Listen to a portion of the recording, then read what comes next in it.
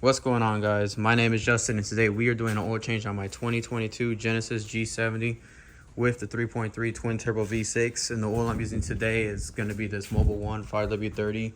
I got 6 quarts. I got extra oil on the side if I need it, but to be on the safe side, I would buy 7 quarts. And for the filter today, we're using the Wix filter. I usually change my oil every about 4,000 miles. I like to change it very often just to keep it protected, and I do a lot of high performance driving.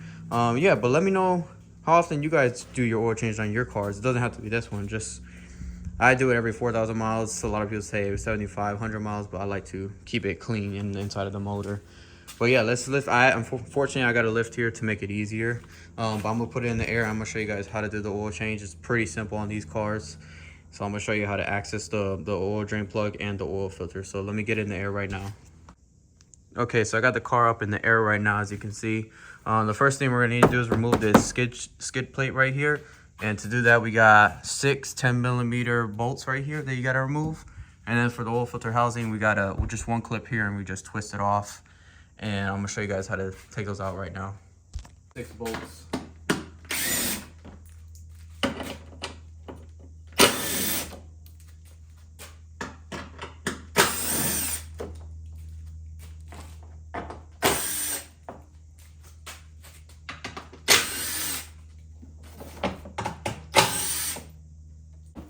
Just pops out just like that.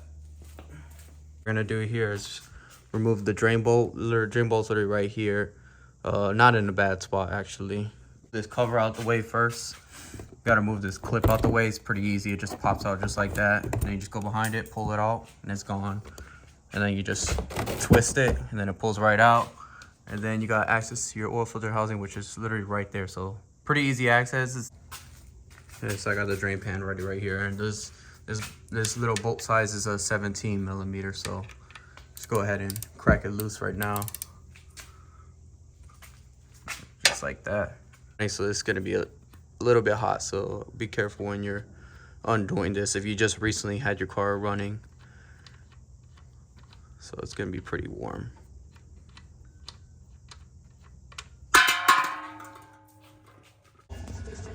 Okay, so I got the oil draining now. Fortunately, I still missed somehow. It shot out really quick, so yeah, be wary of that when you do loosen the bolt.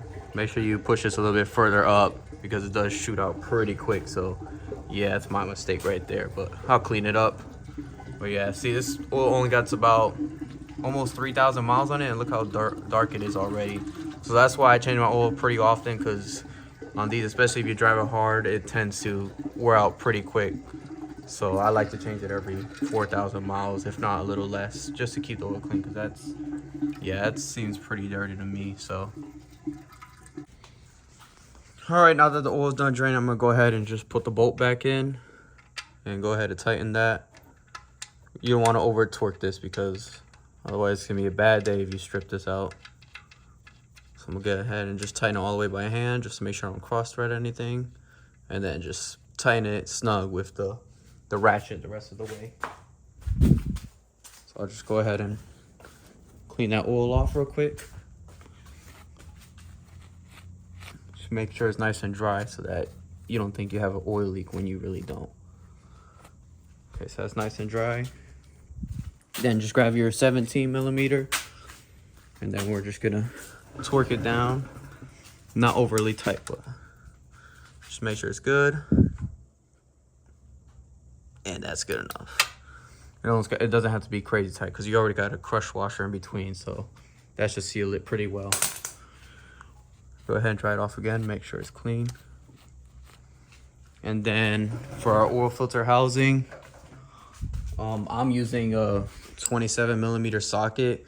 There's probably better tools than this, but this is the one I found pretty much right away, so I'm gonna go ahead and use this. And then just to loosen it, I'm gonna go ahead and put the camera down, because it's kind of hard to record and see through this little hole. So I'm gonna get back with you guys once I remove it. Okay, so I was able to get the oil filter removed, so that's how the oil filter looks. Looks not too bad. You can see it's still drying up, so go ahead and change this filter and also change the ring here, so we'll do that real quick. Okay, so I got the new oil filter on, as you can see, and I also put the ring here, new seal. Make sure you oil it when you put a new one so you don't have it sticking or getting caught anywhere. So just a little bit of used motor oil, just rub it on the ring, and then you're good to place back in. And these you don't have to fill up because obviously it's at such an extreme angle, all the oil is just gonna fall out if you fill it up in the filter. So go ahead and just tighten it. I tighten as much as I can by hand, make sure it's in straight.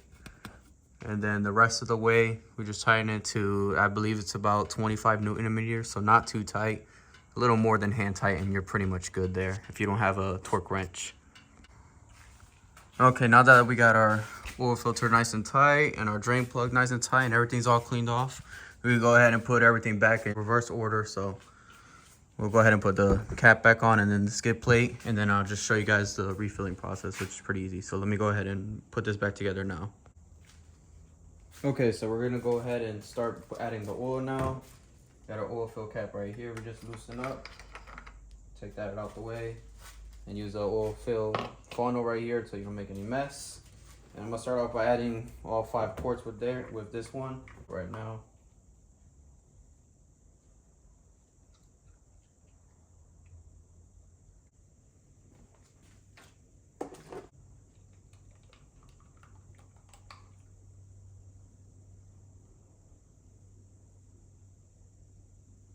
Using 5W30. Some suggest you use 5W40 if you do more hard driving and racing. But unfortunately I couldn't find that kind of oil, so I just stuck with 5W30. It's good enough. I haven't had any problems with it yet. So I don't know if you guys use 5W40, let me know if there's any benefits to using it. I haven't used it yet, so let me know if it's better or if it's about the same. So okay, it says it's full now, but it should go down a bit once I turn it on. Go ahead, make sure you put the oil cap back on just so you don't spray oil anywhere, and then we'll go ahead and turn it on.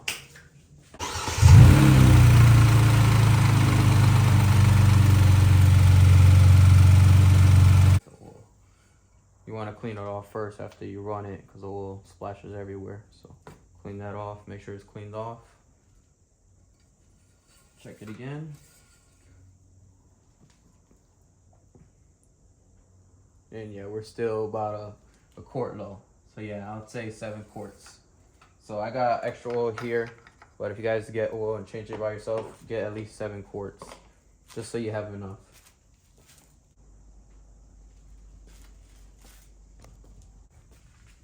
Okay, now the oil change all finished. It took, yeah, roughly about 7 quarts. So that's it. Hope you guys enjoyed. It was pretty easy. I do got an oil catch can. I'm gonna go ahead and just clean it off camera. But if you guys do got an oil catch can installed on your car, just make sure you clean it up every oil change, or check up on it at least all the time just to make sure it's not overfilling. But yeah, that's it. Hopefully guys, it was easy. If you have any other questions or if you had anything that I could have done better or, you know, made it easier for myself, feel free to let me know down in the comments below.